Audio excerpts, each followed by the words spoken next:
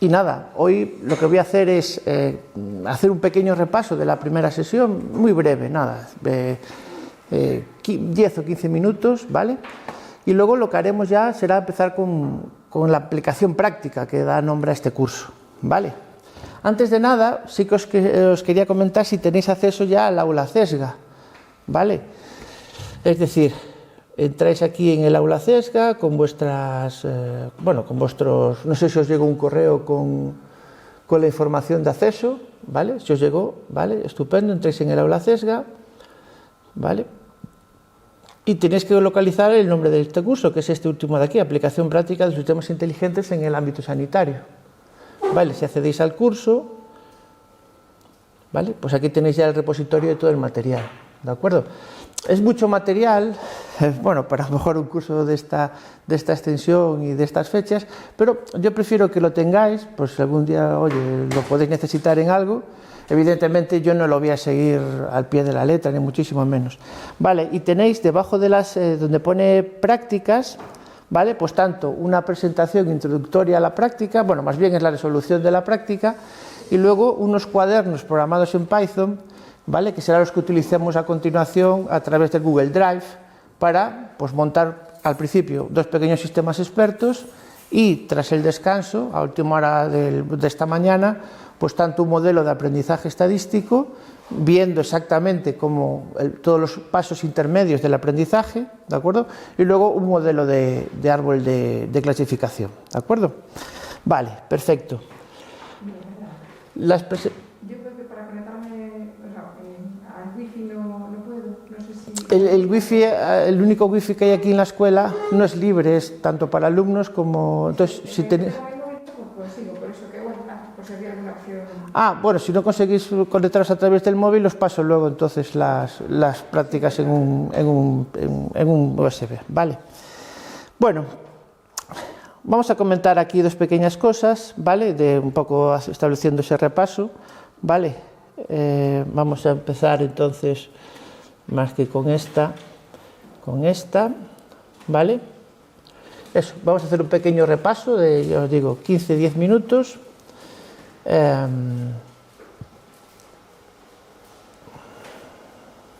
Vale, bueno, como os decía el otro día, al final todo esto de la inteligencia artificial, el razonamiento artificial o como prefiráis denominar a esta rama de estudio tanto científica como técnica, tiene que ver con la búsqueda de minimizar el error, es decir, la búsqueda de equivocarme lo menos posible, ¿vale? Cuando pretendo predecir lo que va a pasar, ¿de acuerdo? Para predecir, ¿de acuerdo? Para saber lo que va a suceder en base a lo que yo conozco ahora o a los hechos del mundo actuales, hay 3 formas de hacer esto, ¿de acuerdo? 3 formas que, evidentemente, segundo, las podemos ir resumiendo aquí. Vale. La primera sería la forma que está exenta de error, es decir, la forma perfecta, lo que conocemos como, como razonamiento deductivo. ¿Vale? ¿De acuerdo? ¿Cuándo hago una deducción? Cuando obtengo una información, ¿de acuerdo?, en base a mi conocimiento. Pero ¿a qué conocimiento? Al conocimiento que siempre es cierto, ¿vale? No al conocimiento incierto, ¿de acuerdo? ¿Vale? Todos los razonamientos, ¿vale?, tienen 3 componentes. Un componente es la regla, el primer componente. El segundo componente es el caso o hipótesis. Y el tercer componente es el resultado. ¿De acuerdo?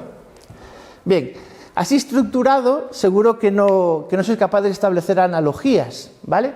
Pero toda vuestra vida, todas las decisiones que tomáis se basan en estas 3 circunstancias. Por ejemplo, ¿cuál es la regla? La regla puede ser que si llueve me mojo, ¿cierto? ¿Es una regla cierta? Sí, porque se basa en un conocimiento que siempre es cierto. No ha habido ninguna vez en toda vuestra vida que la lluvia no mojase. ¿cierto? Pues como no ha habido ninguna vez en toda vuestra vida que la lluvia mojase, eso es una regla de conocimiento, ¿verdad? Bien, ¿cuál sería la hipótesis? Pues como la lluvia moja y hoy está lloviendo, la hipótesis es hoy está lloviendo, ¿de acuerdo? ¿Cuál será el resultado, por lo tanto? Pues que probablemente me moje, ¿de acuerdo? ¿Vale? ¿De acuerdo? ¿Por qué digo que el conocimiento deductivo está exento de incertidumbre? Porque mis reglas son reglas de conocimiento. Y el otro día establecíamos la diferenciación entre dos ramas importantísimas de la inteligencia artificial. La rama de conocimiento y la rama de datos. ¿Vale? Y yo os preguntaba, ¿qué es el conocimiento? O dicho de otro modo, ¿cómo sabéis que hacéis las cosas, vuestro trabajo, conducir, sobrevivir? El otro día decíamos que la inteligencia era sobrevivir, ¿vale? ¿Cómo garantizáis eso? ¿Cómo sabéis que, por ejemplo, yo el otro día ponemos el mismo ejemplo, no sabéis volar? ¿Lo habéis probado alguna vez? ¿Alguna vez os habéis tirado por una ventana y habéis dicho, hombre, yo no sé si sé volar o no, es que tampoco nunca lo probé, nunca lo intenté? ¿Eh? Yo lo probé, pero no. ¿O alguna vez sabéis que el fuego quema o no quema? ¿Os habéis metido en una hoguera alguna vez para probarlo? Probablemente no, ¿de acuerdo? ¿Por qué? Porque vuestro conocimiento os dice que esas verdades son inmutables, invariables y permanentes, ¿vale? Pues la diferencia entre el conocimiento y los datos es la diferencia entre aquello que no admite duda y está expresado en un lenguaje comprensible, ¿vale? Y aquello que es efímero y volátil, como son los datos, ¿vale? ¿De acuerdo? Entonces, si nuestro conocimiento fuese verdadero, exacto e inmutable, no habría cabida al error, ¿verdad? Pero, desgraciadamente, en nuestro universo, y digo universo, en el mundo en el que nos movemos, sí hay cabida al error. Es decir, existe lo que conocemos como incertidumbre. ¿Vale? Y a la incertidumbre está sometida tanto el conocimiento como los datos. ¿Vale? ¿De acuerdo? Por lo tanto, repito, la inteligencia artificial es la lucha contra la incertidumbre. ¿Vale? Por lo tanto, tendremos que conocer a nuestro enemigo. ¿Cuántas clases de incertidumbre hay? Hay básicamente 4.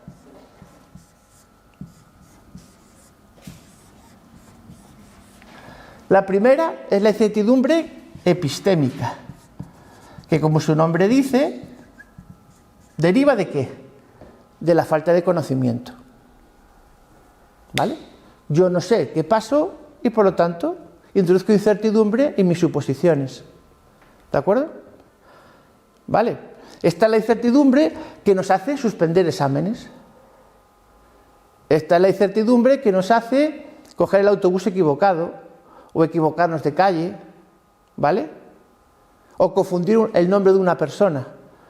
No tenemos conocimiento y nos equivocamos, ¿verdad? Luego está la incertidumbre aleatoria, el azar, el juego, ¿vale? ¿De acuerdo? Cosas teóricamente imprevisibles. No sé, estoy esperando el autobús, pero ha tenido un accidente. ¿Alguien lo podía esperar? No, por eso me genera incertidumbre en mi suposición, ¿vale? Luego está la incertidumbre derivada de las limitaciones del lenguaje o incertidumbre de ambigüedad, ¿vale? Y por último está la incertidumbre que deriva de la forma en la que yo interactúo con el mundo, o dicho de otro modo, incertidumbre de interacción,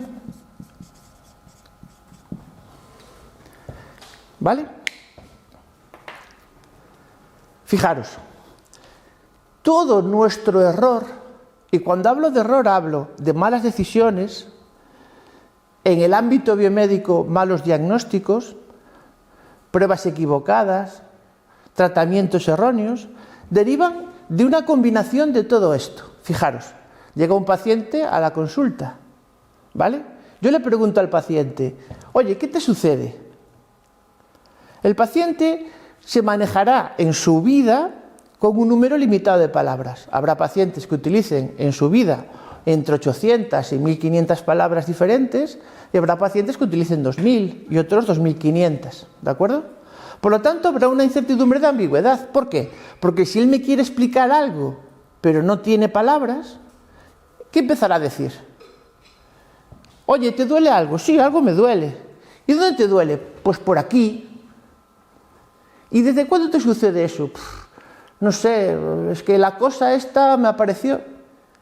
¿Cómo traduzco yo tanta ambigüedad en un diagnóstico? Imposible. El lenguaje es una barrera ilimitable. Y, vale, luego está la incertidumbre aleatoria. Pues lo que le ha sucedido a ese paciente que yo no he podido predecir. ¿Os acordáis de aquella serie famosa de House que decía los pacientes siempre mienten y por eso tenemos que ir a sus casas a ver qué pasa? Pues es algo parecido. Yo le puedo preguntar, oye, ¿qué te pasó? Dice, no, no me pasó nada. Oye, ¿has estado en África Oriental el último mes? No, no, me miente. Y yo no lo puedo predecir. Le digo que tome un medicamento y no lo toma. Y yo no lo puedo predecir. ¿Vale? Por lo tanto, la aleatoriedad es un tipo de incertidumbre muy difícil de tratar. Porque es imprevisible, por definición. Luego está la incertidumbre epistémica, pero esa ya no depende del paciente, depende de mí. ¿Vale? ¿Y si resulta que tengo todas las pruebas delante y no soy capaz de ver la enfermedad? Será porque me faltan estructuras, me faltan reglas de razonamiento deductivo para encontrar esa enfermedad. No soy capaz de verlo. ¿Comprendéis? No tengo el conocimiento suficiente para saberlo. Es imposible. ¿De acuerdo? Y por último está la incertidumbre de interacción. ¿Y si cuando estoy tecleando los datos del paciente me equivoco? ¿Y si cuando estoy mirando una radiografía, ¿vale? Esa radiografía salió movida o salió incorrecta o tiene algún error? ¿Vale? Por lo tanto, tratar todos estos tipos de incertidumbre, ¿vale?, es la razón misma de la existencia de la inteligencia artificial, tanto en su rama de conocimiento como en su rama de datos. Originalmente, desde la conferencia de Dartmouth, se concibió la inteligencia artificial como solo componentes de conocimiento. ¿Por qué? Porque si soy capaz de estructurar el conocimiento, ¿qué hago? La incertidumbre epistémica deja de existir, porque tengo todo el conocimiento, el suficiente y el necesario, todo, ¿vale? La incertidumbre de ambigüedad deja de existir. ¿Por qué? Porque, como decíamos el otro día, ¿qué se necesita para modelar conocimiento? O dicho de otro modo, ¿cómo habéis aprendido vosotros que no sabéis volar, que no se comen piedras o que el fuego quema? Porque alguien ha verbalizado ese conocimiento y os lo ha transmitido, ¿vale? Ha hecho dos partes claves, ¿vale?, que son formalización de conocimiento y diversificación de conocimiento en un lenguaje. Por lo tanto, recordad lo que decíamos el otro día, el conocimiento se debe formalizar y se debe diversificar, ¿vale? Y para formalizarlo necesitábamos tres ramas del lenguaje: la semántica, la sintáctica y la pragmática. ¿De acuerdo? Necesito crear palabras que tengan significado, combinar esas palabras y darle sentido según su entorno. ¿De acuerdo? ¿Vale? Si todo mi conocimiento está formalizado en un lenguaje, dejo de tener incertidumbre epistémica y dejo de tener incertidumbre de ambigüedad, ¿comprendéis? Porque he utilizado mi lenguaje para expresar conocimiento, ¿vale? ¿De acuerdo? La incertidumbre de interacción dependerá ¿de qué? De la interfaz hombre-máquina. Es decir, de la forma en la que yo aplique este conocimiento a las nuevas entradas. Por lo tanto, también es controlable. ¿Y qué pasa con la incertidumbre aleatoria? La incertidumbre aleatoria siempre va a existir. Porque claro, no sé lo que ha pasado. ¿Y si me falta una regla? Por ejemplo, estoy haciendo un sistema para detectar la gripe. ¿De acuerdo? Formalizo el conocimiento. Si tiene fiebre, tiene gripe. Por ejemplo, ¿vale? Estoy simplificándolo mucho. Si tiene tos, tiene gripe. ¿Vale? Creo un conocimiento. Mido. ¿Cuánta fiebre necesito para tener gripe? Tanta. Vale. Pero, ¿y si me olvido de alguna regla? ¿Y si resulta que si le duele la garganta también tiene gripe y yo no he metido ese conocimiento? Pues a lo mejor me viene un paciente con dolor de garganta y yo pienso que no tiene gripe. ¿Vale? Pero eso forma parte de la aleatoriedad en mi gestión del conocimiento. ¿De acuerdo? ¿Vale? Pero esta rama, como veis, estoy anticipando ya el problema que tiene, que es conocer todo lo que necesito conocer para que no exista ninguna de estas incertidumbres, solamente la aleatoria.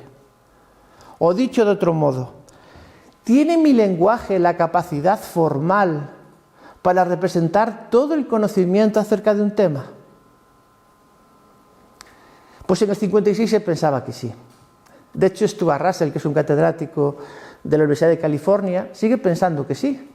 Y sigue pensando que los sistemas basados en conocimiento no triunfan, no porque sean limitados, sino por nuestra propia limitación a la hora de expresar el conocimiento. ¿Comprendéis? Fijaros, seguramente cada uno de vosotros sabe hacer algo muy bien, ¿vale? Pero si yo os pidiera que lo escribieseis en una hoja, probablemente no seríais capaces de escribirlo. Si yo, cuando Miguel Ángel estaba pintando la Capilla Sixtina, fuese junto de él y dijese que me lo escribiese en una hoja, que me dijese, oye, mira, ¿cómo se pinta esto? ¿Cómo se hace esto? Porque yo quiero enseñarlo a alguien, quiero hacer una universidad de artistas renacentistas. Entonces, ¿cómo se talla el mármol? ¿Cómo coges un bloque de toneladas de mármol y consigues el David o el Moisés? ¿Cómo lo consigues? Él me diría, no sé, yo te puedo escribir aquí un libro entero, pero el conocimiento, por desgracia, se pierde. Y muchas veces lo asociamos al talento, a la imaginación, ¿vale? Pero no, es un conocimiento tangible, es un conocimiento binario. Vive en las neuronas del cerebro de Miguel Ángel y de toda esta gente. Que no seamos capaces de sacarlo de su cabeza no es un problema no es un problema nuestro, es un problema de que, primero, tenemos muy pocas palabras en el diccionario. Muy pocas. ¿De acuerdo? Muy pocas. Y luego, somos muy vagos. Esa es la realidad. Y luego, somos muy celosos de lo que sabemos también. ¿De acuerdo? Porque pensamos que lo que tenemos en la cabeza es muy valioso. Y ciertamente lo es. Pero sería más valioso si lo pudiésemos compartir. Y cuando dejásemos de existir, todo el mundo pudiese utilizar nuestro conocimiento para hacer las cosas. ¿Vale? ¿De acuerdo? Por lo tanto, los sistemas expertos se basan en modelar todo lo que conozco, ¿vale?, para evitar, en el grado sumo, la incertidumbre. ¿Vale? Pero tiene las limitaciones, insisto, del lenguaje y de mi capacidad. ¿Vale? Durante muchos años, casi 50 años, se trabajó intensivamente en sistemas expertos en el mundo. Se diseñaron sistemas médicos como MICIN, ¿vale?, para intentar compendiar todo el conocimiento. De hecho, hoy en día se siguen usando sistemas expertos. Por ejemplo, redes de semáforos, aeropuertos, trenes, siguen usando sistemas expertos. Pero al descubrir inevitablemente que nuestro conocimiento era muy difícil de modelar, nos fuimos básicamente por la rama de los datos.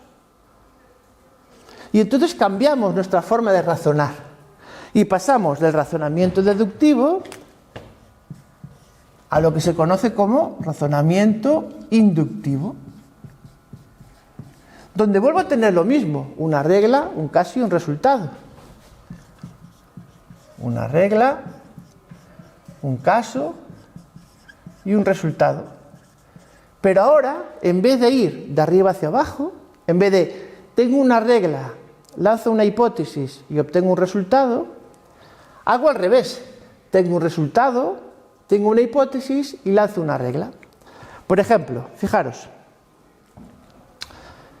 imaginaos que, voy a utilizar este pequeño ejemplo que es muy sencillo, que las judías estaban en este saco, ¿vale? Esta es mi hipótesis, ¿vale? Es algo que sucede en un momento dado en mi universo.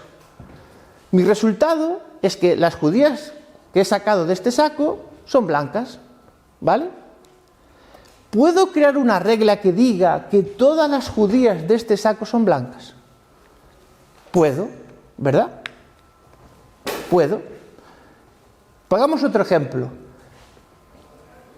¿vale? Imaginaros que estos pájaros son cuervos, ¿vale? Y que todos estos cuervos son negros. ¿Puedo afirmar que todos los cuervos que existen y existirán son negros? Por poder puedo. Estoy haciendo, como veis, una generalización. Estoy creando una regla general de un conocimiento particular. ¿De acuerdo? Esto que nos parece un poco absurdo es el motor que hace funcionar todos los modelos estadísticos. Todos los modelos estadísticos de aprendizaje automático y de aprendizaje profundo buscan generalizar a partir de muestras. ¿Comprendéis?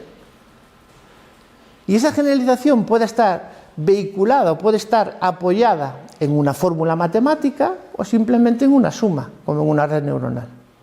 ¿De acuerdo? ¿Queda claro esto? Pero fijaros, ¿cuánta incertidumbre tengo aquí? Aquí tengo incertidumbre epistémica, evidentemente. Porque no tengo conocimiento. De hecho, el conocimiento es lo que pretendo obtener, ¿comprendéis? Fijaros en el ámbito biomédico. Yo digo, estos pacientes son de Vigo, ¿vale? ¿De acuerdo? Y de estos pacientes de Vigo tienen resfriado. ¿Podría afirmar que todos los pacientes de Vigo están resfriados? ¿O que toda la gente de Vigo está resfriada? No. Pero sin embargo, si metemos más variables, ya la cosa cambia. Por ejemplo, estos pacientes son de Vigo, ¿vale? Y de estos pacientes que son de Vigo, esta pequeña cohorte de pacientes, comparten 5 rasgos comunes. Tienen fiebre, tienen tos, tienen un rascor de garganta, ¿vale? ¿Puedo afirmar entonces que estas características me permiten generalizar que toda la gente de Vigo con estas características tendrá resfriado? Ahí ya igual me equivoco menos, ¿verdad? ¿Os dais cuenta? ¿Y por qué me equivoco menos aquí? Porque tengo la sensación de que cuando meto más variables, ¿entendéis? Cuando meto más condicionantes, ciño más o acoto más mi incertidumbre. Pero aún así me puedo equivocar. ¿Estamos de acuerdo? ¿Vale? Por lo tanto, epistémica tengo, sigo teniendo aleatoria. ¿Tengo incertidumbre de ambigüedad? Pues fijaros, depende de cómo sean mis datos. Por eso se habla de que en aprendizaje estadístico los datos que son mayoritariamente numéricos se admiten también datos alfanuméricos o datos en palabras, siempre que seamos capaces de traducir esas palabras a números. Pero eso me introduce evidentemente ambigüedad. Por ejemplo, si yo le pregunto a un paciente, ¿fuma? Y el paciente me dice, ocasionalmente. ¿Cómo traduzco ocasionalmente a un número? ¿Es un porcentaje entre 0 y 100? ¿Lo establezco yo? ¿Ocasionalmente significa lo mismo en España, en Portugal, en Francia? ¿Vale? Por lo tanto, sigo teniendo incertidumbre de ambigüedad. ¿Y incertidumbre de interacción? Pues de nuevo dependerá de mi interacción hombre-máquina. ¿Vale? Pero en este caso mi interacción es mucho más masiva. ¿Por qué? Porque nace cuando recojo los datos, continúa cuando proceso los datos y termina cuando interpreto los datos. ¿De acuerdo? Por lo tanto, si comparamos, ¿vale? Si los comparamos, si hacemos una comparativa, ¿qué modelo deberíamos escoger para modelar en un ordenador razonamiento artificial? Evidentemente el primero, que acota mucho más la incertidumbre. Pero el segundo es más fácil. ¿Por qué? Porque mira, me evito de conocer el lenguaje, me evito de preguntar a la gente, me evito de modelar el conocimiento. ¿De acuerdo? Me evito de interpretar el lenguaje, evito que las personas tengan o no tengan conocimiento de palabras suficientes para expresar las cosas. ¿Vale? ¿De acuerdo? Pero por contra, ¿qué gano? Gano mucha más incertidumbre, por lo tanto gano error. Con lo cual, todos mis enfoques de datos basados en inteligencia artificial son enfoques que deben minimizar, ¿qué? Ese error. Y para minimizar ese error, durante muchos años se persiguió una fórmula correcta, hasta que Leslie Valiant la descubrió en los años 80, no hace mucho. Y dijo, oye, hay una forma de que cuando yo tengo un algoritmo matemático, ¿vale?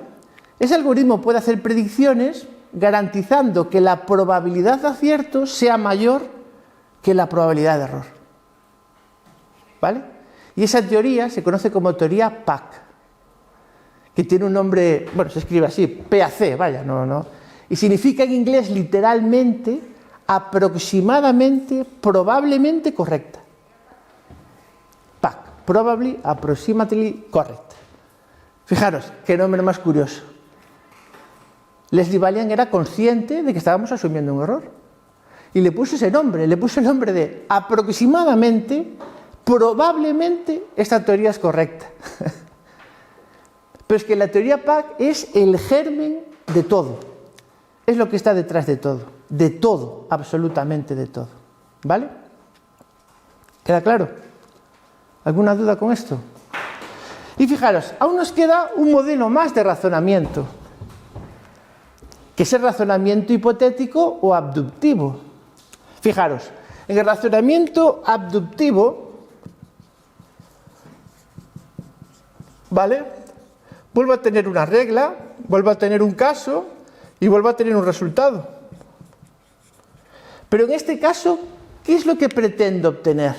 Pretendo obtener la hipótesis. Por ejemplo, todas las judías de este saco son blancas. Eso es un conocimiento permanente e inmutable. ¿De acuerdo? Resulta que ahora, en mi universo, me encuentro en otro lado un grupo de judías blancas. ¿Puedo lanzar la hipótesis de que estas judías salieron de este saco? Sí, puedo hacerlo. ¿De acuerdo? ¿Vale?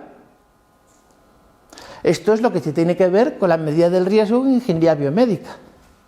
Todos los hombres mayores de 50 años pueden tener problemas cardiovasculares.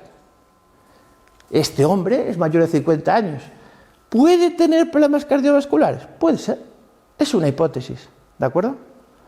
Pero los razonamientos abductivos están capturados indirectamente en los modelos estadísticos. Hay autores que defienden que las redes neuronales en realidad son modelos abductivos de conocimiento. Pero en su motor de funcionamiento son claramente inductivas, no abductivas. ¿Vale? La abducción es un tipo de razonamiento causal, ¿vale? Pergeñado hace no muchos años por Judea Pearl en Estados Unidos, ¿vale? Y que tiene que ver con la probabilidad causal de un evento. No me quiero meter mucho en eso, pero tiene una explicación muy sencilla. Fijaros, si yo os dijese que el gallo está cantando, ¿vale? Digo, el gallo está cantando, y os preguntase la probabilidad que hay de que esté amaneciendo. ¿Qué probabilidad lanzaríais vosotros?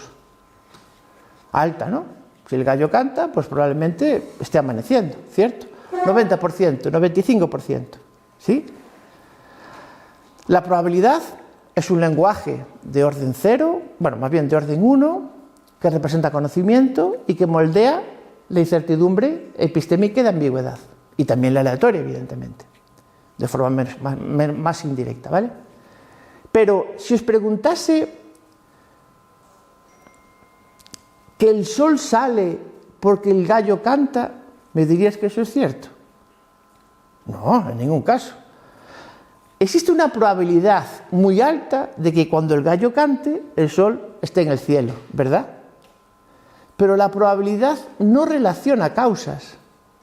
No hay una causa directa que involucre que el canto del gallo haga salir el sol. Es irreal, absolutamente irreal, ¿vale? Pero ese problema tiene que ver con una de las funciones más difíciles de entender en estadística y en probabilidad en las carreras universitarias, que es el concepto de probabilidad condicionada y probabilidad incondicionada, ¿vale? O independiente, ¿de acuerdo? ¿Vale? Y sobre todo con el término de causalidad, que por lo menos en esta escuela se los enseña en el doctorado, porque es un término que complementa el concepto de probabilidad, ¿vale? ¿De acuerdo? ¿Queda claro esto? Pero si eso es tan claro, ¿cómo puede ser que en nuestro ámbito biomédico, por ejemplo, sigamos haciendo esas suposiciones?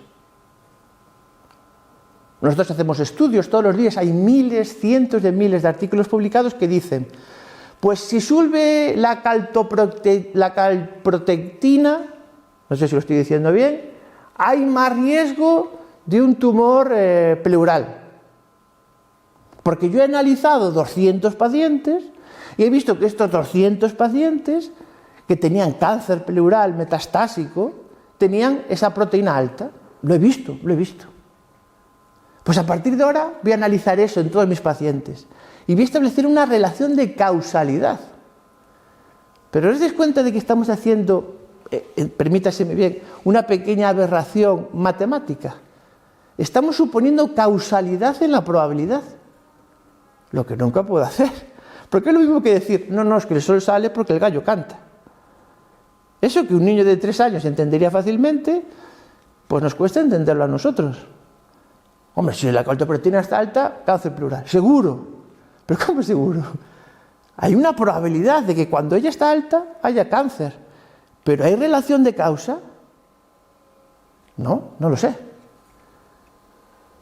Porque si hubiese relación de causa, ¿sabéis qué tendría? Conocimiento. ¿No os dais cuenta de que en el ámbito biomédico, sobre todo, el inmenso trabajo que se hace con modelos estadísticos persigue una única cosa, que es conocimiento? Si tengo el conocimiento, lo puedo enseñar a las facultades. Si tengo conocimiento, un médico de cabecera que no es neumólogo puede detectar un cáncer pleural. Si tengo conocimiento, detectaré antes las enfermedades. Por eso estoy desesperado por el conocimiento. Pero el conocimiento no me lo dan los modelos estadísticos, desgraciadamente, por mucho que yo lo intente. Insisto, por mucho que yo lo intente. Los modelos estadísticos lo único que hacen, fijaros, es esto. El otro día poníamos el ejemplo del plato de comida, ¿no? ¿Vale?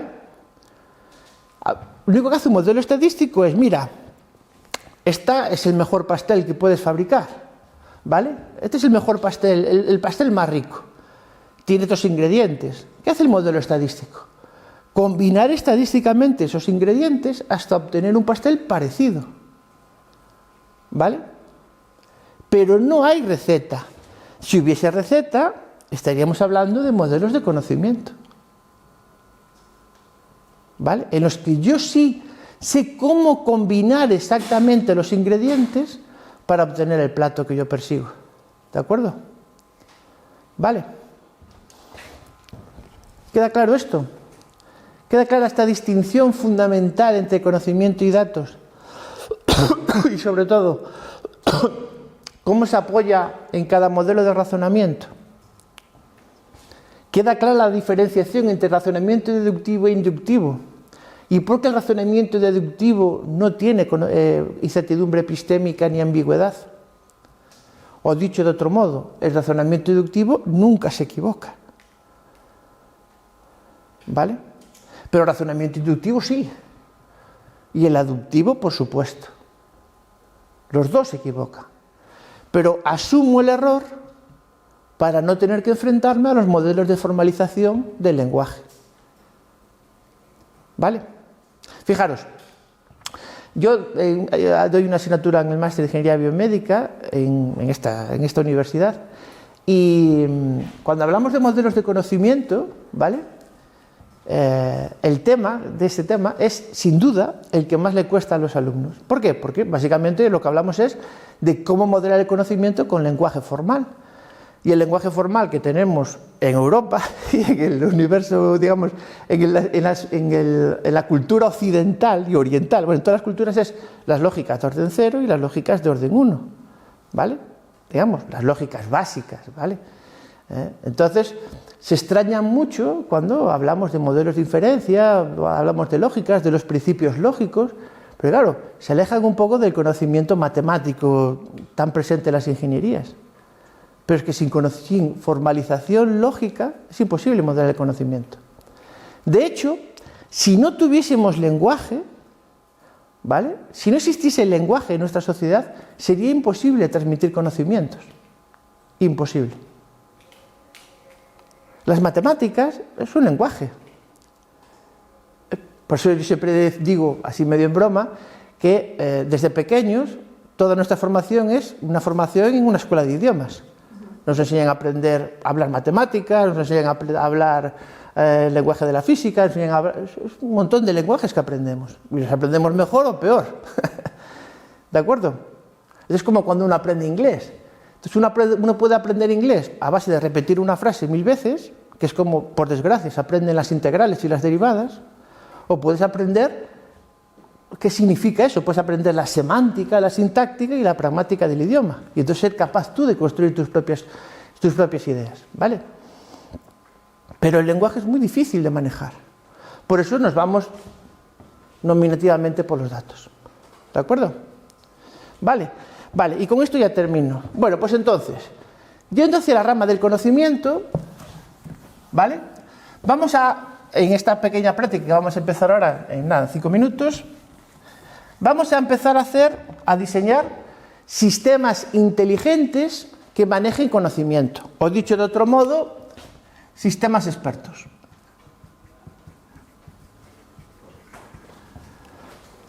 ¿Por qué es un sistema? Bueno, sabéis que en ingeniería un sistema es algo a lo que le entran señales, a lo que le entran energías y a lo que le entran materiales, y salen señales, energías y materiales, ¿vale? ¿Y por qué experto?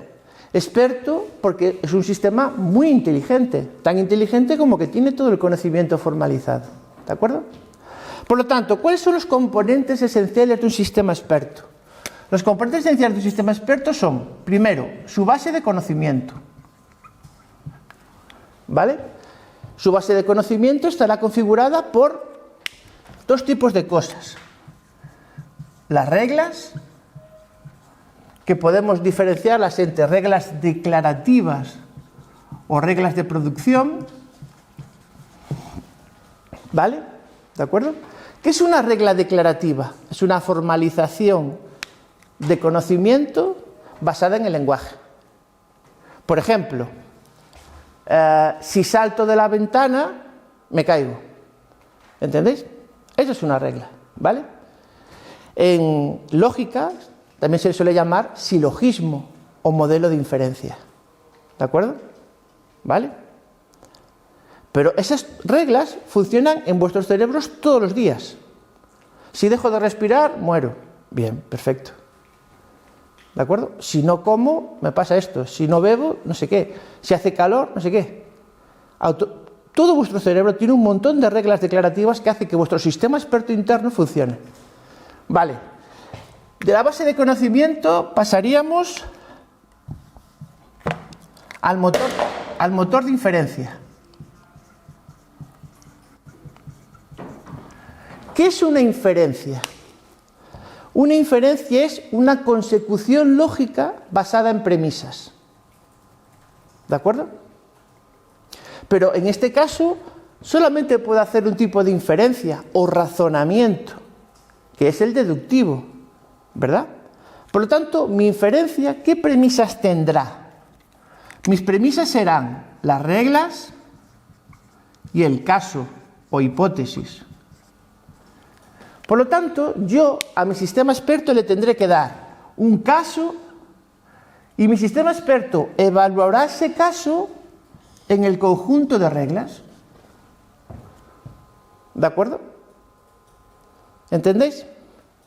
Por ejemplo, yo creo reglas. Si tiene más de 34 grados, si tiene 36 grados, no tiene fiebre. Si tiene 36,5, no tiene fiebre. Si tiene 37, tiene fiebre. ¿Vale? ¿Cuál será mi caso? Esa medida. Yo le doy esa medida a mi sistema experto y mi sistema experto evalúa esa medida en el conjunto de reglas. ¿Vale?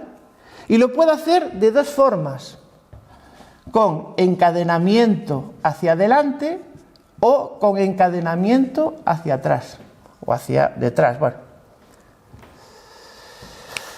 ¿por qué digo esto? Y tampoco, insisto, me quiero extender demasiado, porque es fundamental. Fijaros, y es uno de los grandes problemas de los sistemas expertos. Imaginaos que tengo un montón de reglas. Regla 1, regla 2, regla n. ¿De acuerdo? ¿Vale? Ahora lanzo un caso y lo evalúo. ¿Vale? Si hay un encadenamiento hacia adelante, puedo llegar a contradicciones. ¿Por qué? Porque a lo mejor este caso activa la regla 1, no activa la regla 2, activa la regla 3, ¿vale? De manera que al final de todo tendré el valor de la última regla activada. ¿De acuerdo? Por lo tanto, el encadenamiento hacia adelante es un modelo inferencial, ¿vale? Lógico, que tiene su validez cuando no existe contradicción entre reglas. ¿Vale? Para evitar eso, tengo que hacer un encadenamiento hacia atrás, un encadenamiento basado en objetivos. ¿Vale? ¿De acuerdo? ¿De acuerdo? En el que yo busco un objetivo y busco aquellas reglas no contradictorias que determinan ese objetivo en función del caso. ¿Vale? ¿De acuerdo? Vale. Y el tercer gran componente de un sistema experto, ¿qué será? Pues su interfaz, evidentemente. ¿Vale? Su interfaz básicamente puede ser cualquier programa de ordenador que me permita meter datos y recuperar datos. Así de sencillo. ¿De acuerdo? Dime. Que un poco el pie de la cuestión será cómo crear las reglas, ¿no? Correcto. Y el orden en el que las disponibilices. Por eso, fijaros, no solo es difícil crear reglas, sino también ordenarlas. Y sobre todo que no sean contradictorias entre sí. ¿Comprendéis? Muchos autores dicen, no, es que es imposible. Es que claro, si mis reglas son, si el semáforo A está en ámbar, el B está verde, y si el B está en verde, el C está rojo, bueno, esas son reglas sencillas, porque hay muy poquitos estados. Pero, ¿y crear reglas con innumerables variables en pacientes, por ejemplo? ¿Es posible? Por supuesto que es posible. Pasa que es muy difícil hacerlo. Sobre todo no entrar en contradicciones. Muy complicado, muy difícil. Por eso se ha abandonado. El otro día os decía que al final estamos trabajando aquí porque hemos fracasado aquí. Y es así. Como no hemos sido capaces de hacerlo bien aquí, pues nos vamos para aquí. ¿Por qué? Porque aquí el trabajo de procesamiento lo hace el ordenador. Pero aquí el trabajo de procesamiento lo tengo que hacer yo. ¿De acuerdo? E insisto, en los años 80 se llegaron a hacer sistemas expertos con cientos de miles de reglas, demostrando un conocimiento extraordinario. Insisto, incluso para el ámbito biomédico. Existen sistemas expertos en el ámbito biomédico que siguen funcionando con reglas. Pero claro, es un trabajo tremendo de mantenimiento, de actualización, ¿vale? De comprensión de cómo se hace el modelo diferencial, ¿vale? Lo más fácil, sin duda, si no se hace aquí. ¿Por qué? Porque aquí dejo al ordenador procesando. ¿Comprendéis? ¿Vale? ¿De acuerdo? Por lo tanto, para hacer un sistema experto necesito reglas, motor de inferencia e interfaz. Vale. ¿Qué ventajas tiene hacer un sistema experto? Que si mi sistema experto diagnostica el COVID, yo le puedo explicar a mi paciente por qué tiene COVID. Simplemente tengo que revisar las reglas que activan. Pues usted tiene COVID porque la regla X me dice que tiene fiebre, tiene tos, no sé qué. Es conocimiento explicable y por lo tanto trazable. ¿De acuerdo? ¿Qué más ventajas tiene un sistema experto? Que extrae el conocimiento de la mente de los expertos y lo vuelve en un ordenador. Por lo tanto, el conocimiento permanece en el ordenador. ¿Vale? ¿De acuerdo? ¿Qué desventajas tiene un sistema experto? Evidentemente, la dificultad a la hora de construir las reglas. Es una dificultad inherente a su propia arquitectura y a su propia existencia. ¿Vale? ¿Por qué? Porque siempre me faltarán reglas. Siempre. Siempre habrá algo que se me olvide. Siempre. ¿Vale? Siempre. ¿De acuerdo? ¿Vale? Y luego, la complejidad. Bueno, esto simplemente lo pongo como nota. La complejidad en ingeniería y en cualquier algoritmo se mide con una cosa que se llama la notación de Landau, que es una O grande, ¿vale? Que mide el número de líneas de código necesarias para necesarias para ejecutar un código, un software, ¿vale? Elevadas al número de veces que hay que repetirlas, ¿vale? Imaginaos que estamos en un bucle que dice, bueno, pues desde el paciente 1 hasta el paciente X, evalúa la regla 1, evalúa la regla 2, evalúa la regla 3, ¿de acuerdo? Ese bucle hay que repetirlo tantas veces como pacientes tengamos, ¿cierto? ¿Vale? Y el número de, evidentemente, reglas que tengamos. Pues la notación de Landau de un sistema experto crece exponencialmente en función del número de variables que involucren esas reglas. ¿Comprendéis? Eso se llama los antecedentes de la regla. La arquitectura de una regla siempre es antecedentes de la regla, inferencia, consecuentes de la regla. Los antecedentes puede ser evalúa A, evalúa B, evalúa C, ¿vale? Y los consecuentes, pues los consecuentes que sean D, E, los que sean, ¿vale? Cuantas más antecedentes tenga, más difícil será de evaluar mi regla, ¿cierto?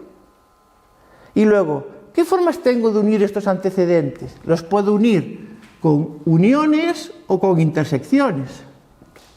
Es decir, con os o con is. ¿De acuerdo? ¿Sabéis cuál es el error más común que comete la gente que trabaja con sistemas expertos? Que empiezan a hacer reglas con muchas variables unidas con i. Por ejemplo, si pasa A y pasa B y pasa C y pasa D y pasa E, COVID. Hoy es una regla maravillosa. ¿Sabéis el problema? Que esas reglas difícilmente se activan. Porque para que se activen esas reglas le tengo que pasar un caso donde se dé que un paciente tiene A, B, C, D y E. ¿Y qué pasa con los que les falta uno? Ah, que ya no tengo la regla. Pues entonces, claro, es difícil que se me activen. ¿Vale? Yo, mis alumnos, cuando hacen sistemas expertos sencillos, para detección de cosas sencillas, la primera pregunta que me hacen siempre es que he creado 50 reglas y no se me activa ninguna. Y entonces la primera pregunta que les hago yo es, ¿y cómo has unido los antecedentes? ¿Con is? Hombre, pues lógico. ¿Vale? Vale, práctica 1A. Bien, la voy a comentar muy brevemente, ¿vale? Los objetivos de esta práctica son claros. Es diseñar un pequeño sistema experto basado en reglas sin utilizar ningún modelo de encadenamiento, simplemente creando reglas, ¿vale? Con evaluadores si en el código, ¿vale? Si pasa esto, hago una cosa, si pasa lo otro, hago esta, ¿vale? Aplicando pues un motor de diferencia deductivo, evidentemente, ¿vale? Lo que vamos a hacer es básicamente crear un conjunto de reglas, poner los síntomas y evaluar a una serie de pacientes, ¿de acuerdo? Entonces, bajaros por favor, bueno, entrad en vuestro Drive, en Google Drive, en cada uno en el que sea, y cread una carpeta. Por ejemplo, yo os recomiendo que creéis una carpeta que puede llamarse curso IA, por ejemplo, si queréis, ¿vale? Y dentro de aquí, pues sesión 1, práctica 1, ¿vale? Si queréis, si no, cada uno que lo nombre como prefiera, ¿de acuerdo? Copiáis ahí dentro el fichero de Python, ¿vale? En vuestro Drive, y cuando lo tengáis ahí, comenzamos, ¿vale? Bien, no hace falta que introduzca Google Drive, supongo que ya sabéis lo que es Google Drive, es un repositorio web, es una especie de nube, ¿vale? Donde podéis guardar pues, ficheros, ¿vale? ¿Qué ventaja tiene Drive ahora? Que Drive se conecta con una serie de aplicaciones de Google que permite trasladar los ficheros Python directamente a aplicaciones que los ejecutan. Y eso es lo que vamos a utilizar. Vamos a utilizar el Colab, ¿vale? O Google Collaborative, ¿vale? Entonces, una vez que tengáis el fichero del notebook de Python colocado en el Drive, ¿vale? Vais aquí a los 3 puntitos, ¿vale? ¿De acuerdo? Y le dais a Open With, ¿de acuerdo? Y evidentemente no tenéis Google Collaborative instalado, entonces vais a conectar más apps, ¿vale? Vais a conectar más apps y aquí buscáis Collaborative y lo instaláis, ¿vale? Es una aplicación de Google, no tiene ninguna dificultad, ¿vale? ¿De acuerdo? Ponéis Collaborative aquí, ¿vale? Yo ya lo tengo instalado, pero vosotros vais aquí y lo instaláis, ¿de acuerdo? ¿Por qué hacemos esto? Bueno, lo voy a comentar también muy brevemente. Voy a borrar esto. Bueno, porque así también, oye, es una estructura que podéis usar. Fijaros, yo tengo aquí mi carpeta de Drive, ¿vale? Y tengo aquí Colab, ¿vale? ¿De acuerdo? Bien, cuando yo subo un fichero a Drive, y lo quiero ejecutar en Colab, que es un compilador de Python, ¿qué tengo que hacer? Tengo que montar, o básicamente hacer visible la carpeta de Drive en Colab, ¿de acuerdo? Entonces tengo que ejecutar una serie de códigos en Colab para montar el Drive, ¿de acuerdo? ¿Vale? Entonces yo monto el Drive en Colab, ¿vale? Lo monto y entonces sí, ya Colab puede leer en Drive como si fuese un repositorio de un ordenador local.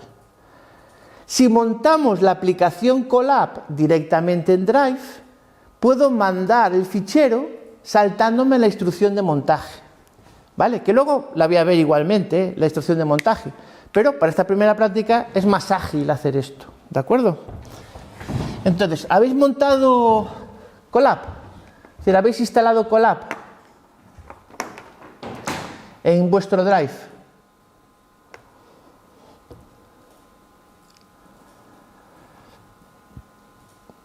Bueno, primero, ¿habéis subido el fichero a vuestro Drive? Una pregunta. En el nuevo acceso, ¿en qué botón de clic para actuar el...? En el aula CESGA vais a práctica 1A, donde pone sistema experto básico. Pero se llama distinto el archivo que se descarga. Sí, se llama... Bueno, sí, es que una cosa que he visto en el aula CESGA es que cuando se baja el fichero le cambia el nombre. Podéis poner el nombre que os dé la gana, ¿eh? Podéis, si queréis, poner sistema experto básico, ¿vale? Es el mismo fichero, ¿vale? Pasa que cuando le damos a descargar, ¿vale? Pues le cambia el nombre. ¿Veis? A mí me he puesto System2 IPI. Vale, pues nada. Luego con F2, si queréis, lo renombráis o lo subís así directamente al Drive y le cambiéis el nombre en Drive, como prefiráis, ¿vale?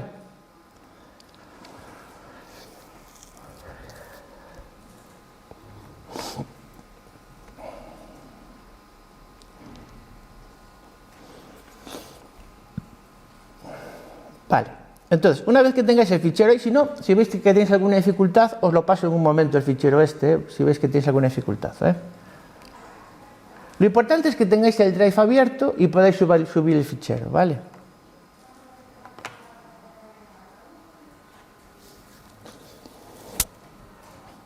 Bueno, una vez que tengáis el fichero abierto, vais a los 3 puntitos y lo que decía antes, le dais a abrir con y seleccionáis conectar más apps, ¿vale? Y ahí buscáis el app o la aplicación que se llama Collaborative,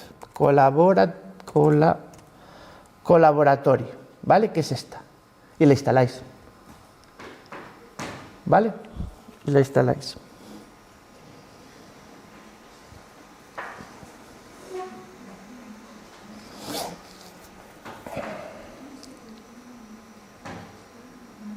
¿Lo habéis instalado Collaborative ya? Bueno, pues nada, pues una vez que instaléis Collaborative ya le podéis dar a los 3 puntitos, abrir con y seleccionar Google Collaborative, ¿vale? Le dais aquí y os debería cargar en Collaborative el notebook, ¿vale? Y os debe aparecer pues esta pantalla de aquí, ¿vale?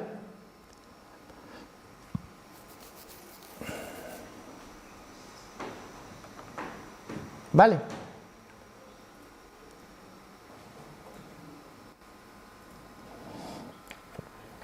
¿Estáis todos?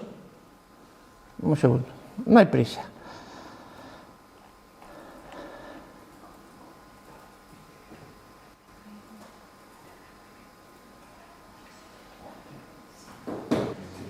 Bien, sistema experto de diagnóstico de infecciones respiratorias.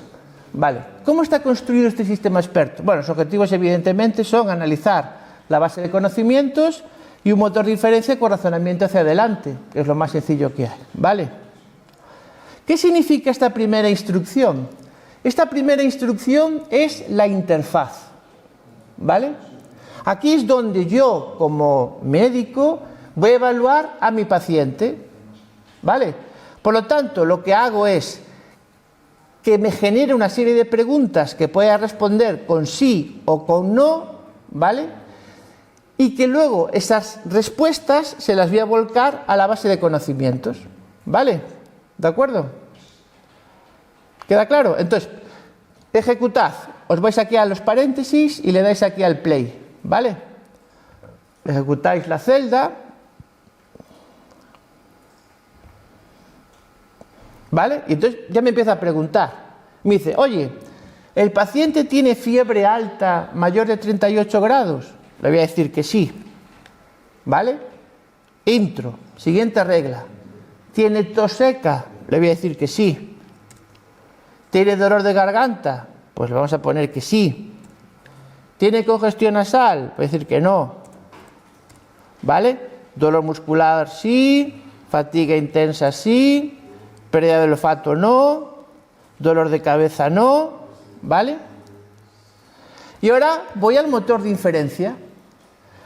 Fijaros la estructura de mi motor de inferencia.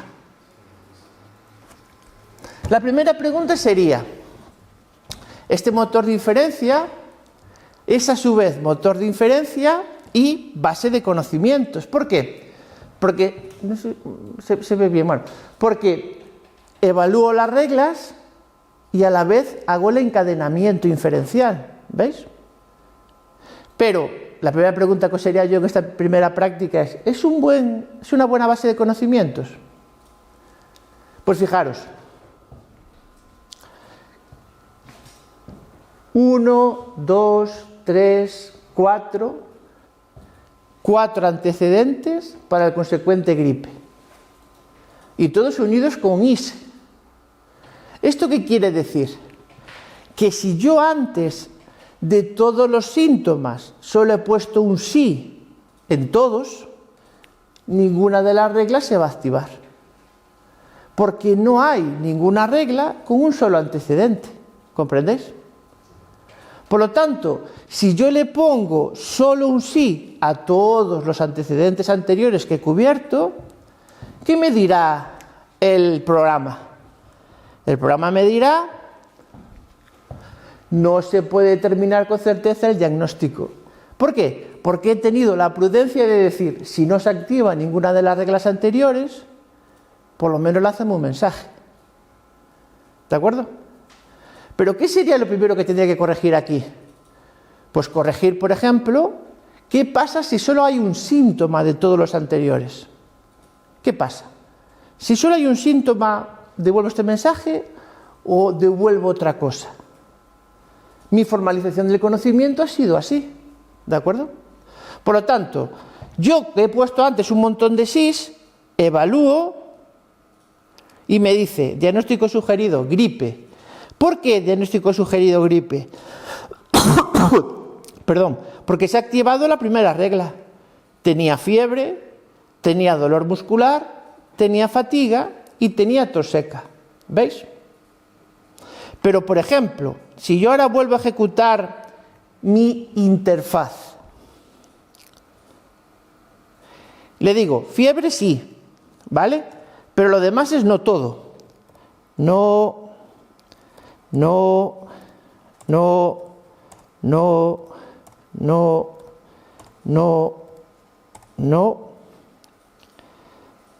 Y ahora vuelvo a ejecutar mi motor diferencia. ¿Qué me dice?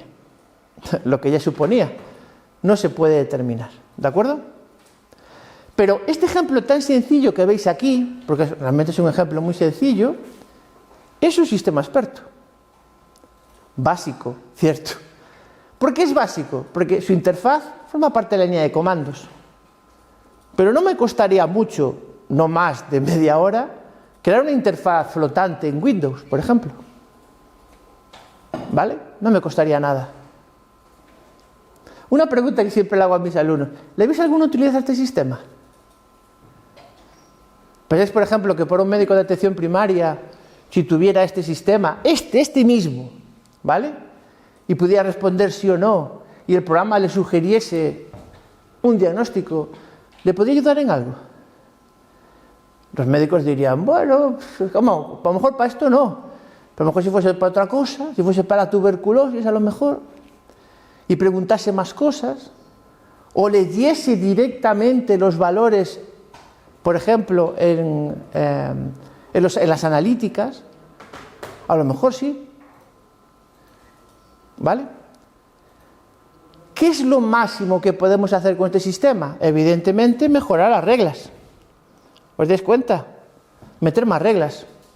Pero claro, ahora mismo, ¿cómo es mi modelo inferencial? Evalúo la primera regla. Si la primera regla está bien, diagnostico gripe. ¿Vale? ¿De acuerdo? Evalúo la segunda regla. Si la segunda regla está bien, diagnostico COVID. ¿De acuerdo? Pero ¿qué ocurriría si se activasen las dos? Que el programa me diría que tiene gripe y COVID. ¿Por qué no me lo dice ahora? Porque como podéis ver, sus antecedentes son diferentes en cada regla. ¿Entendéis? No hay contradicciones entre las reglas. Pero claro, ahora mismo hay 1, 2, 3, 4 reglas. ¿Y si hubiera 3000? ¿Quién controla las contradicciones? Hombre, hoy en día, con los modelos de lenguaje, le podemos pedir que nos revisara si hay contradicciones. Y a lo mejor, pues, oye, encontrábamos contradicciones. Pero la pregunta no es esa. La pregunta es, ¿las 3000 reglas son ciertas? O dicho de otro modo, ¿las 3000 reglas son conocimiento deductivo, ausente de error epistémico? ¿O las he creado yo por probar? ¿De acuerdo? Pero un sistema experto es una cosa muy sencilla de programar, pero muy difícil de crear. ¿Por qué? Porque necesito este conocimiento. Y si no lo tengo, ¿qué reglas pongo aquí? ¿Podría mejorar ahora el modelo de inferencia? Sí. En vez de poner un modelo hacia adelante, podríamos poner un modelo basado en objetivos. Por ejemplo, yo marco un objetivo, por ejemplo gripe, y le pido que busque en toda su base de conocimiento aquellas reglas o cadenas de reglas que generan ese diagnóstico y que evalúe esas reglas con los valores que yo he metido antes. ¿Vale? Eso es lo que hace, por ejemplo, un código de programación francés que se llama Prolog. ¿Vale? Prolog, P-R-O-L-O-G. ¿Vale? ¿De acuerdo? ¿Queda claro? O lo que hace, no exactamente, no igual de bien, la siguiente práctica que vamos a ver, que vamos a cargar una biblioteca de Python que se llama reglas permanentes o durables rules, ¿vale? Que lo veremos a continuación, ¿vale? Pero ¿qué pasa? Al meter motores de inferencia nuevos, estoy creando bibliotecas nuevas. ¿Qué quiere decir? Yo este código lo puedo hacer funcionar fácilmente sin ningún requisito. ¿De acuerdo?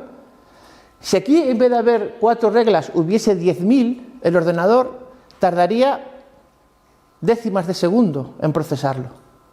Y si hubiese 100.000, tardaría décimas de segundo en procesarlo. ¿Vale? ¿De acuerdo? No hay requisitos aquí de ningún tipo. ¿Vale? De hecho, fijaros, un sistema experto siempre es más rápido que un modelo estadístico, porque no hay que entrenarlo. ¿Veis? Aquí no hay prueba y error. Aquí hay una regla es activa o no es activa. Nada más. El único problema es las no contradicciones, que haya conflictos entre las reglas. Pero lo demás es bastante sencillo. ¿De acuerdo? Fijaros, es más, yo más abajo he creado unos casos simulados, ¿vale? He creado unos pacientes, paciente A, y le he puesto una serie de características a cada paciente, ¿vale?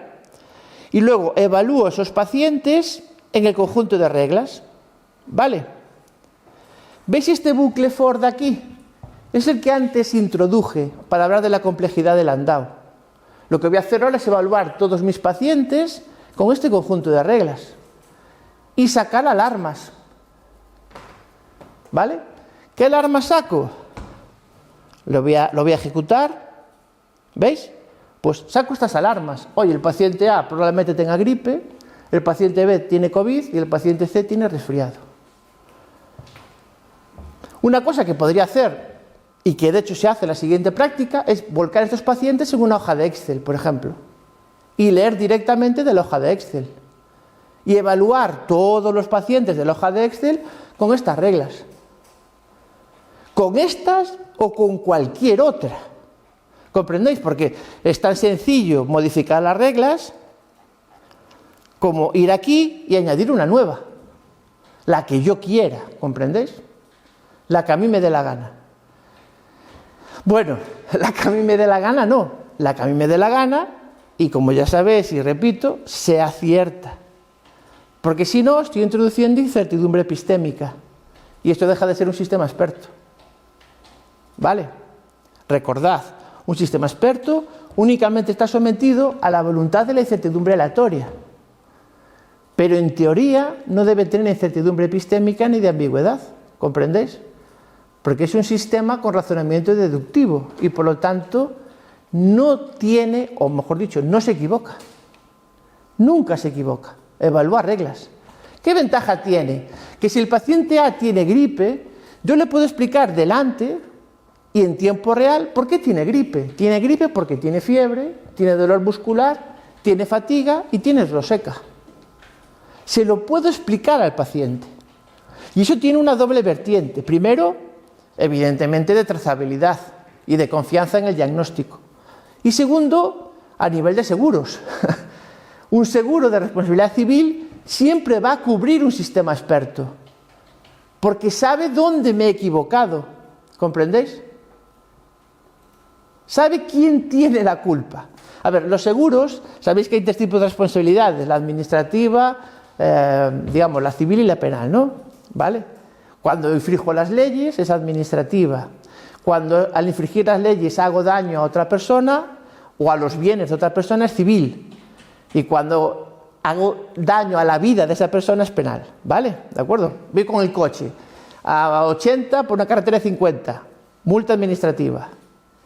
Al hacer eso, choco con otro coche, multa civil. Y el chocar con otro coche lesiona al conductor, penal, ¿vale? Pero para eso, ¿qué hace falta? Buscar culpables, ¿verdad? ¿Quién conduce? Tú. Pues aquí pasa lo mismo. ¿Quién creó las reglas? Tú. ¿Vale? Por tanto, te has equivocado. Perfecto. Asumimos el error humano. Falta de conocimiento, ambigüedad, perfecto. Pero si este modelo de inferencia le hiciese una máquina en función a aproximaciones, ¿quién tiene la culpa? La máquina, que no ha aproximado bien. ¿Cuál es la responsabilidad civil de la máquina? ¿Y si una máquina dice que una persona no tiene cáncer y tiene cáncer? ¿La máquina tiene la culpa? ¿La máquina acaso es falible? ¿O la máquina puede tener algún tipo de mala praxis? No, la máquina simplemente ejecuta lo que puede ejecutar. Por lo tanto, ¿quién cubre el seguro de una máquina? ¿Quién firma el error de una máquina? ¿Alguna vez en un accidente de tráfico se le ha echado la culpa al coche? No, yo no tuve la culpa, yo iba al volante, pero fue el coche aceleró solo, yo no hice nada. Alguna vez el juez ha dicho, pues el coche a la cárcel. El coche no tiene la culpa.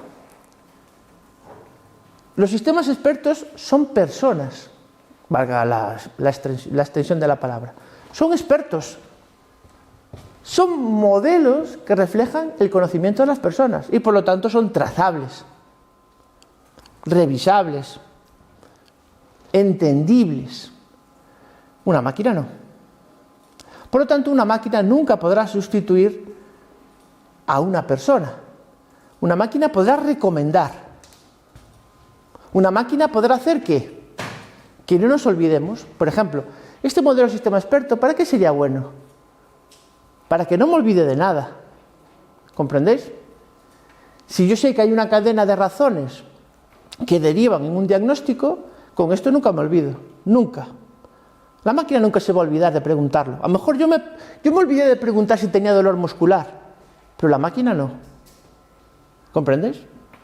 Y en la medida que yo estos datos los recoja de forma automatizada, por ejemplo, a través de pulseras, ¿vale? ¿De acuerdo? A través de imágenes o a través de lo que sea, maravilloso.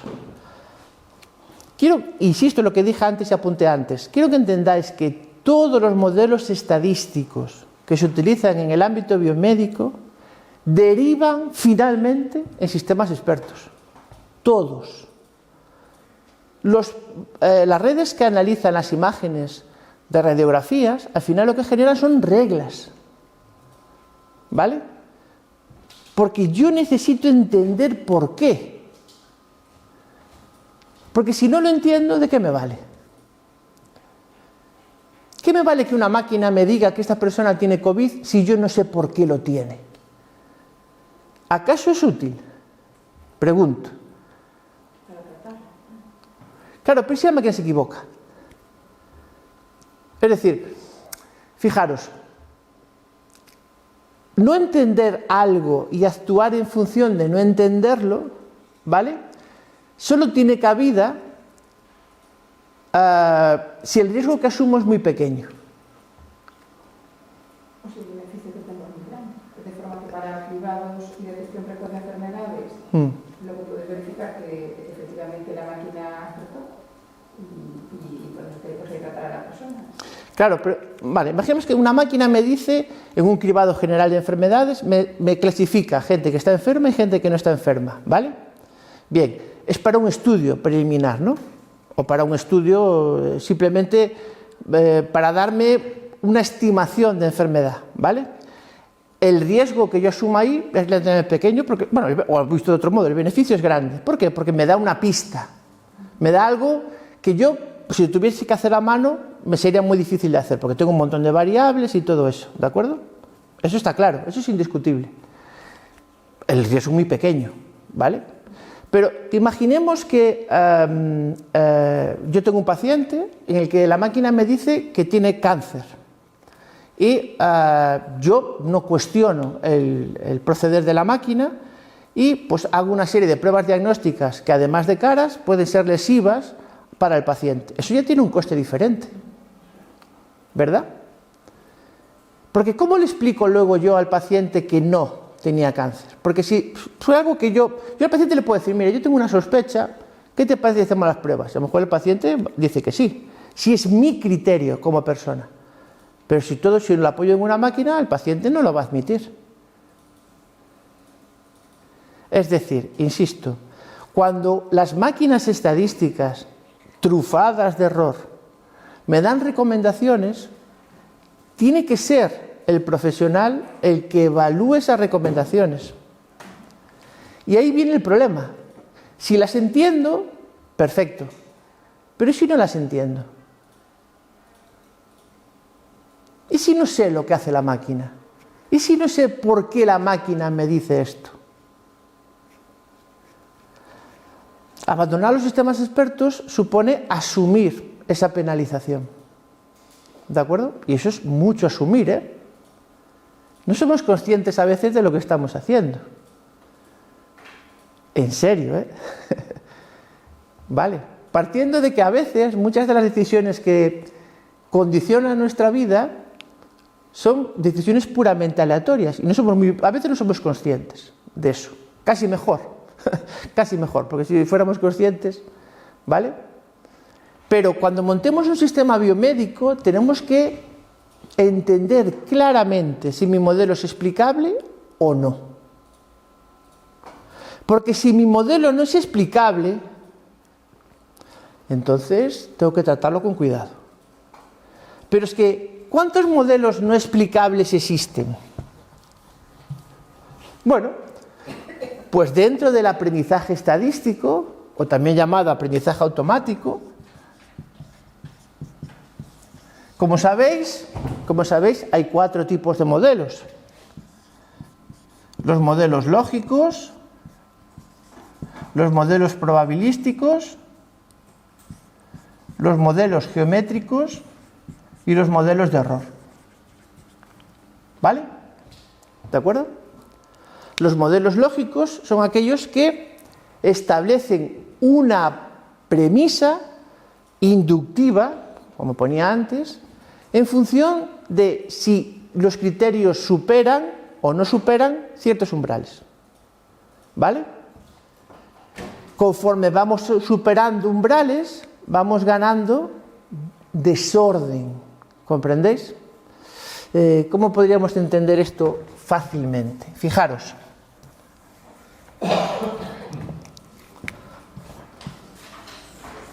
Imaginaros que esto es un pequeño juego en el que tengo que localizar las coordenadas de este punto. ¿De acuerdo? ¿Sí? ¿Vale? ¿Queda claro? Lo más sencillo sería localizar este cuadradito, ¿vale? Y aquí fijar unas coordenadas, ¿vale? Aproximadas, no el punto exacto, ¿cierto? ¿Vale? ¿Queda claro? Si esta ventana es muy grande, este cuadradito será muy pequeño, ¿cierto? ¿Vale? Con lo cual tendré que tomar muchas decisiones. Esta no, esta no, esta no, esta no, esta no. Ahí está, sí, por aquí subo. Por aquí no, por aquí no, por aquí no, por aquí no, por aquí no, por aquí no, por aquí no, por aquí sí. Y aquí giro a la derecha. ¿Vale? ¿De acuerdo? ¿Sí? Si este cuadrado fuera más pequeño y la coordenada fuese esta, con menos saltos en las divisiones, llegaría a la misma coordenada, ¿cierto? ¿Vale? Es decir, cuando mi espacio de características o mi espacio de datos es muy denso, tengo mucho desorden, ¿vale? O dicho de otro modo, es muy compleja la estructura para encontrar el punto. La complejidad en física se mide, o el desorden en física se mide con el concepto de entropía, y aquí se utiliza lo mismo. Por eso cuando oigáis hablar de árboles de decisión o estructuras lógicas de división del espacio, escucharéis que la medida del error se relaciona con un concepto que se llama entropía o medida de Gini. ¿Vale? ¿De acuerdo? ¿Vale? ¿Este modelo es explicable? Si es un árbol sencillo, sí. Porque yo digo, bueno, esta variable cuando es menor que esto, y cuando esta es mayor que esta, tienes fiebre o tienes COVID, perfecto. Pero si el árbol es muy denso, es muy difícil encontrar una regla. Vale, los modelos probabilísticos son modelos que establecen una distribución de probabilidades sobre un evento posible, o lo que viene siendo el famosísimo y celebérrimo teorema de Bayes. ¿Vale? El teorema de Bayes es un teorema de probabilidad condicionada. ¿Vale? ¿De acuerdo? ¿Vale? ¿Puedo explicar algo aquí? Sí, en ciertos supuestos de independencia condicional, puedo establecer ciertas relaciones probabilísticas. Pero cuando tengo muchas variables, también es muy complicado. ¿Y los modelos geométricos? Los modelos geométricos se basan en encontrar distancias, ¿vale? Distancias de puntos a otros, ¿de acuerdo? Y entender que los puntos que están más cerca comparten características comunes. En cierto modo tiene cierta lógica, ¿verdad? ¿De acuerdo? Pero pasa lo mismo. Cuando tengo muchos puntos, es difícil establecer distancias. Sobre todo en espacios que no son claramente trazables en el dibujo, como podría ser un R2 o un R3. En un R6 o un R7, pues estamos en hiperplanos e hipersuperficies, ¿vale? Y los últimos básicamente se tratan en modelos que no tienen ningún modelo predefinido algorítmico y lo único que hacen es disminuir el error. Son básicamente sumatorios que de lo que se trata es disminuir el error. Por lo tanto, podemos afirmar que el aprendizaje estadístico no es explicable por defecto. Y conforme captura más complejidad de datos, menos explicable es. De manera que una red neuronal, que es un modelo de error, con muchas neuronas, por lo tanto profunda, ¿vale? Es un modelo que es prácticamente para mí como una caja negra. Yo le meto datos por un lado y saco predicciones por el otro, pero no sé explicar por qué. No sé explicar por qué este paciente tiene cáncer y este no. No lo sé. No puedo explicarlo. ¿De acuerdo? Ahora, ¿es valiosa esa información para mí? Si no tengo nada mejor, sí. Imaginaros que yo no sé diagnosticar. Pues esto me ayuda. Pues como un ChatGPT, ¿entendéis? Yo no sé redactar un correo. Le pido a ChatGPT que me redacte un correo. ChatGPT como funciona con un tipo de red que se llama red transformer o transformadora, basada en módulos de atención, ¿vale? ChatGPT lo que hace es encontrar las palabras que tienen más probabilidad de estar juntas, ¿vale? Y que responden a mi prompt. ¿Es útil eso para mí? Sí, es que yo no sé escribir correos. Perfecto, estupendo. ¿Cuál es el riesgo de eso? ¿Cero o ninguno? ¿Cuál es el riesgo? Ah, no, es que voy a enviar el correo y se van a dar cuenta que lo escribió el ChatGPT. A mis alumnos no les da igual. Yo cuando tienen que hacer trabajos, calcao. Yo los animo incluso. ¿Cuál es el riesgo? Ninguno. Cero. Por lo tanto, quiero que entendáis que cuando yo no puedo explicar las cosas y el riesgo es bajo, estas herramientas son extraordinariamente útiles. Pero cuando tengo que arriesgar, ahí ya, cuidado, ahí ya es otra historia, porque hay mucho error detrás. ¿Y quién paga el error? ¿Quién se hace cargo del error? Nadie. Hasta ahora, nadie. Nadie quiere. La gente dice, no, como herramientas de soporte a la decisión. Sí, vale, perfecto. Pero no herramientas de decisión. Esta es una herramienta de decisión. Esta. Las demás son herramientas de soporte a la decisión. ¿Vale? ¿De acuerdo? Bueno, vale, perfecto. las tareas que estaban previstas era añadir al menos una nueva regla, usar combinaciones de síntomas y probar que se active correctamente con un nuevo paciente. Bueno, aquí tenéis un pequeño ejemplo de una nueva regla, ¿vale? Y tenía aquí unas cuantas preguntas. ¿Qué reglas se activo más veces? ¿Qué pasa si se activan 2 reglas a la vez? ¿Cómo cambiaría ese sistema para que priorice la más grave? Y podría combinarse este sistema con datos reales o probabilísticos, ¿vale? ¿Qué reglas se activan más veces? En este caso solo se activa una cada vez, como he comentado antes. ¿Qué pasa si se activan 2 reglas a la vez? No pasa nada. Entraríamos en una contradicción diagnóstica, ¿vale?, que tendríamos que evitar. ¿Cómo cambiaría ese sistema para que priorice la más grave? En un encadenamiento hacia adelante no hay que priorizar nada, porque se va a evaluar regla a regla, ¿comprendéis? Por lo tanto, cuando se active, encontraré, ¿vale? Tendría que jugar con los antecedentes, ¿de acuerdo? Y por último, ¿podría combinarse este sistema con datos reales o probabilísticos? Bien, y con esto termino y ya hacemos el descanso. Vamos a ver.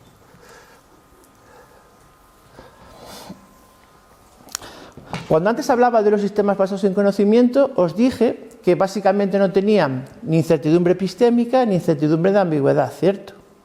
¿Vale? Es decir, cuando yo modelo el conocimiento con mi lenguaje, modelo un conocimiento que es siempre permanente y, en teoría, si utilizo bien mi lenguaje, no hay ambigüedad en eso. Pero, como diría José Mota, ¿y si sí? ¿Y si hubiese ambigüedad en el conocimiento? Es decir, por ejemplo, mi regla dice, si fiebre y si tos, entonces gripe. ¿Vale? ¿De acuerdo? Yo pregunto, ¿tienes fiebre?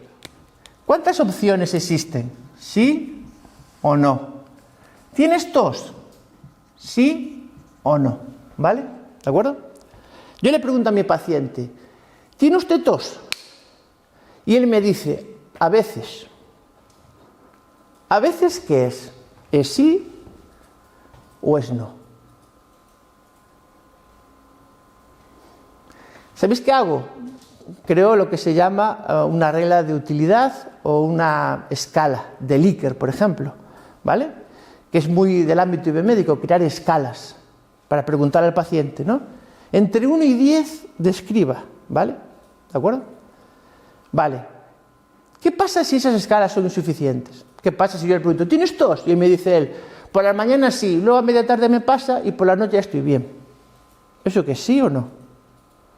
Vale, para tratar con la ambigüedad impuesta en las respuestas de los sistemas expertos, se creó un tipo de lógica que se llama lógica difusa o lógica fuzzy. ¿Vale? La lógica fuzzy lo que hace es, en vez de hablar de que algo puede ser sí o no, graduar todas las cosas que pueden estar entre esos dos estados. Fijaros. Vamos a graficar aquí el conjunto de las personas altas. Bueno, altas no, es lo que se vamos a poner... sí, altas, bueno, da igual, altas. ¿Vale? Siendo 1 alto y 0 no alto. ¿Vale? ¿Vale? ¿De acuerdo? Vamos a graficarlo. Bien. ¿Cómo graficaríamos si alto fuese una variable binaria en mi sistema experto? Pues en esta escala, que es la escala de centímetros, ¿cierto? Llegaría a un punto donde lo queréis situar. En los 185, por ejemplo.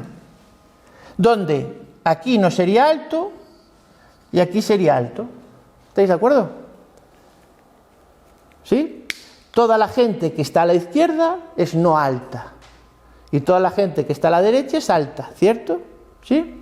Es decir, que ¿cómo graficaría yo esto? ¿Cómo lo graficaría? Pues básicamente viene por aquí todo esto, luego da este salto y va por aquí. ¿Estoy de acuerdo? ¿Estamos de acuerdo? ¿Sí? Es una función tipo singleton, se llama en inglés, o única, ¿vale? Solo hay un punto de salto. ¿Estamos de acuerdo? ¿Sí? Pero bueno, estamos de acuerdo aquí y ahora.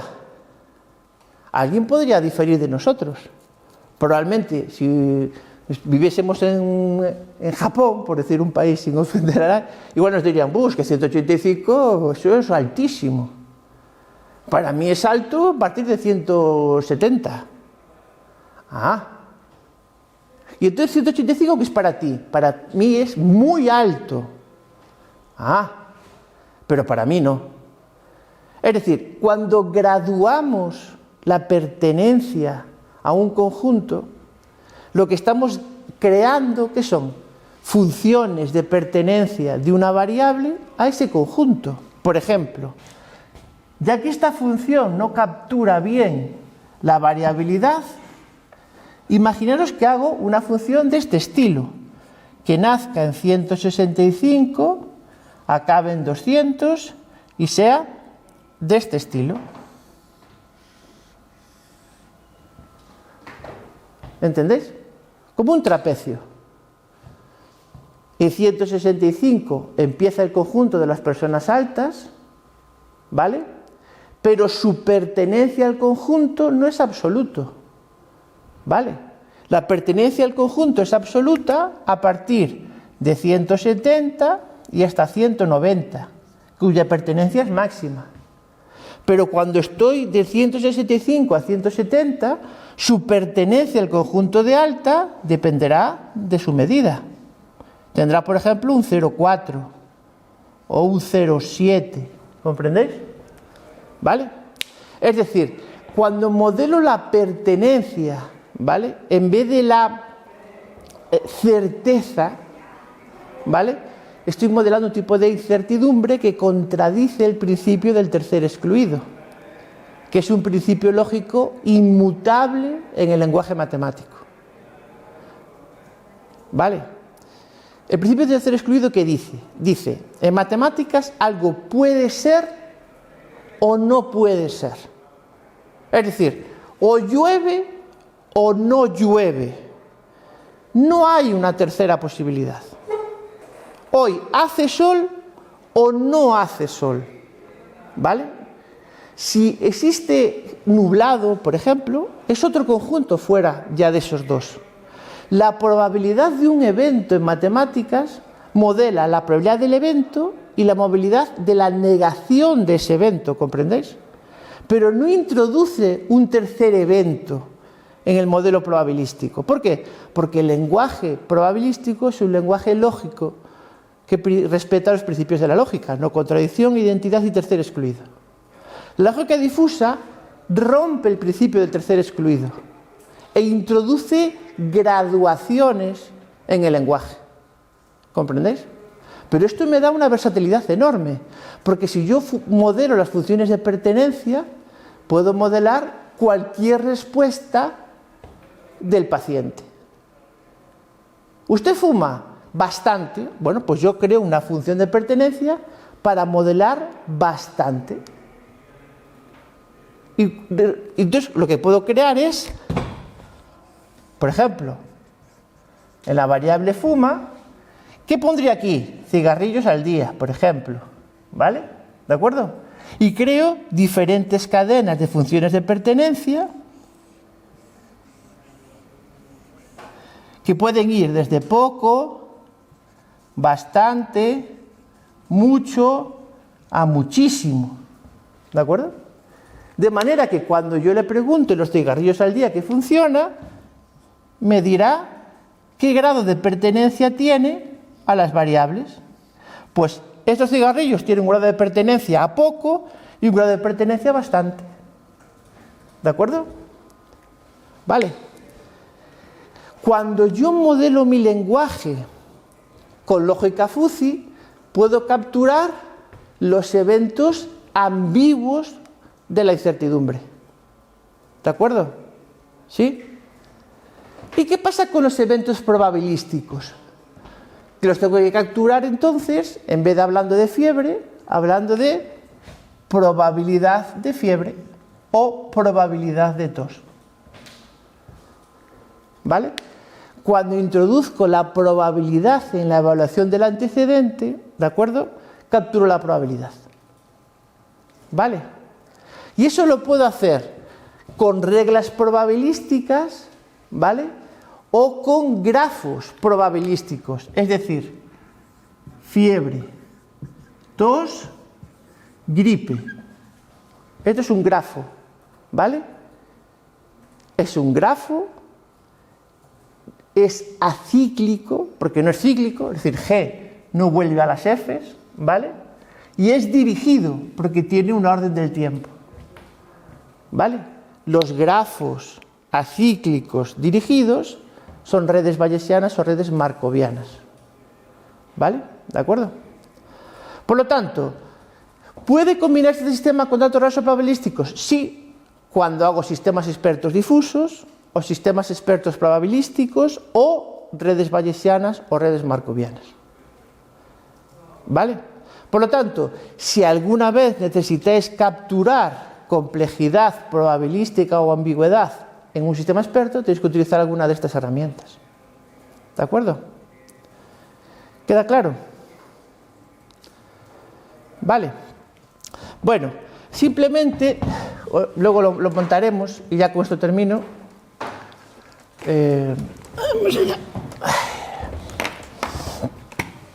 Fijaros, es un sistema experto en el que, ¿veis?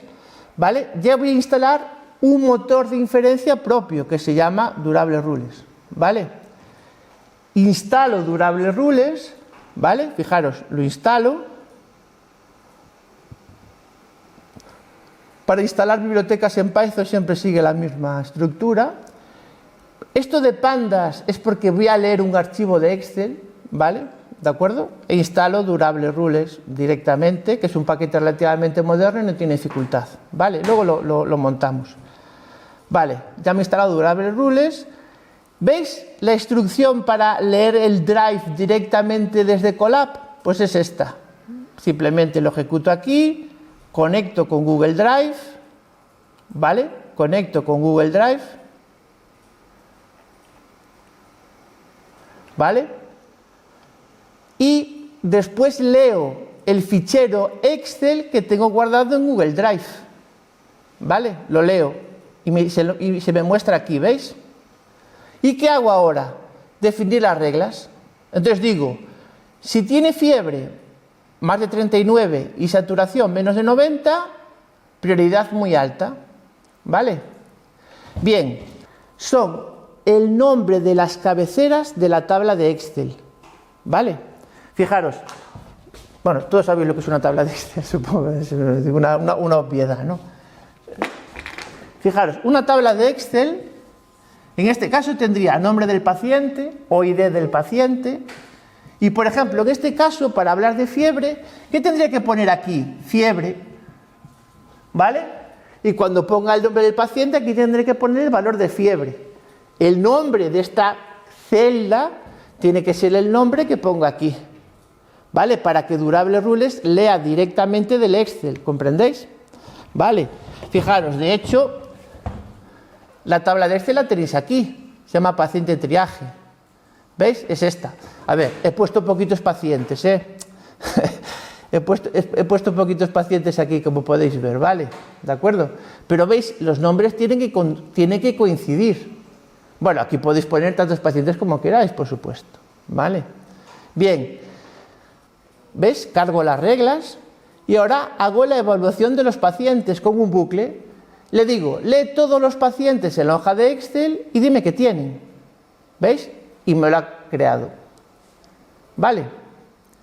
Este es un sistema experto, ¿vale? Basado, de nuevo, en encadenamiento hacia adelante, pero en este caso se llama de un encadenamiento reactivo. ¿Vale? Es decir, cuando encuentra la regla que activa el evento final, deja de evaluar, ¿comprendéis? Por lo tanto, evita contradicciones, ¿vale? ¿De acuerdo? Este sistema es muchísimo más útil, ya lo digo yo. De hecho, este sistema con Durable Rules, bueno, con otros sistemas expertos, ¿vale? Se está usando actualmente, ¿vale? Esto es un sistema de uso muy, muy frecuente, ¿vale?